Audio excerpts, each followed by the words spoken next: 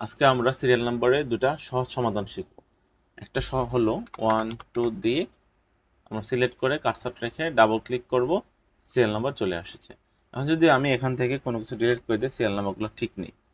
Serial নাম্বারগুলো ঠিক রাখার জন্য অটোমেটিক্যালি আমরা আরেকটা সূত্র ইউজ করব।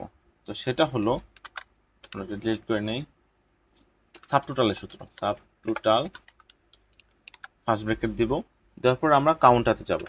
কাউন্টাতে যাওয়ার পর আমরা প্রথম ঘরটা সবসময় সিলেক্ট করব, করার পরে শিফট কোলন চাপলাম। এখন C2কে আমরা ব্লক করে দিব সবসময় C2 বলতে আমি যে প্রথম ঘরটাকে সিলেক্ট করেছি সেটাকে ব্লক করে দিব। ব্লক করব F4 চেপে। ওকে, হয়ে গিয়েছে। এবার আমরা ডাবল ক্লিক করব, দেখেন সব সিরিয়াল নাম্বার হয়ে গিয়েছে।